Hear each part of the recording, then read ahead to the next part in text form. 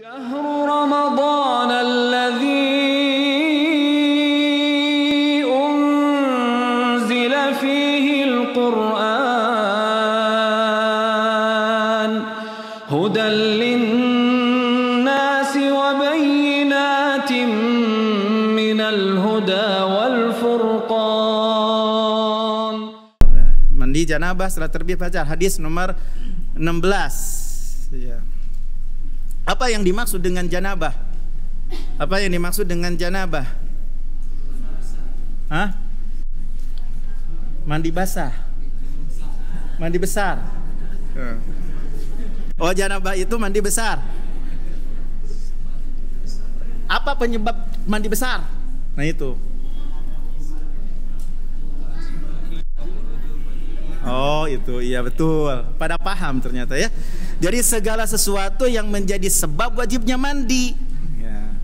Nah sebab-sebab yang menjadikan wajibnya mandi itu ya tadi karena keluarnya mani. Tahu kan mani? Ya tahu ya, menyetubuhi istri gitu kan. Atau tadi mimpi. Itu kan termasuk janabah.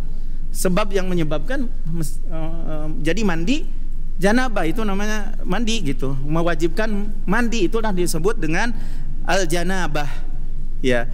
Dalam hadis ini dari Aisyah dan Ummu Salamah bahwasanya Rasulullah SAW bersabda, kana yudrikuhul al-fajr wa huwa junubun min ahlihi thumma yasilu wa yasum.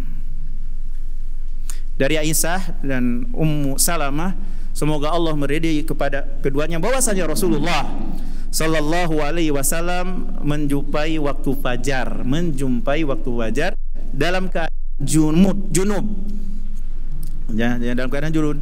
Kemudian beliau mandi lalu puasa. Dalam hadis disebutkan, di hadis riwayat lain, Nabi tidak mengkodoknya, begitu.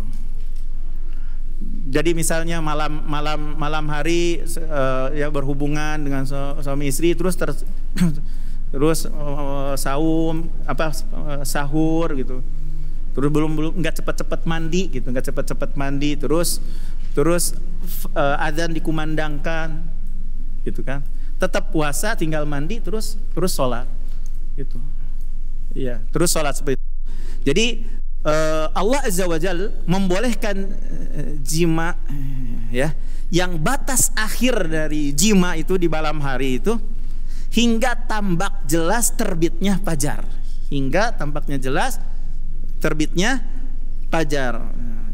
maka hal ini berarti menuntut kita itu untuk melaksanakan mandi junub setelah terbitnya fajar. Nah, dalam hadis Aisyah dan Ummu Salamah ini, bahwa penyebab junub Rasulullah sallallahu alaihi wasallam adalah menyetubuhi istri beliau, dalam kurung jima, bukan karena mimpi, bukan karena ihtilam. Nah, sikap Rasulullah sallallahu alaihi wasallam di dalam hadis ini dapat kita pahami bahwasanya Nabi mengakhirkan mandi janabah ya. Mengakhirkan mandi janabah itu adalah sebuah pilihan ya, sebuah pilihan. Beliau tidak menyegerakan melaksanakan janabah. Ini sebuah pilihan. Para ulama menyimpulkan bahwanya tidak ada kewajiban untuk menyegerakan mandi janabah. Udah penyebab itu terus aja tidur misalnya, nggak masalah.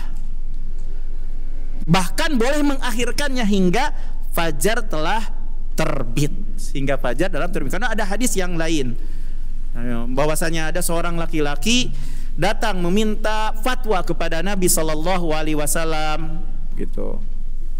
Wahai Rasulullah Sallallahu Alaihi Wasallam, salat telah tiba sedangkan aku dalam keadaan junub, bolehkah aku meneruskan puasaku? Kata seseorang yang bertanya.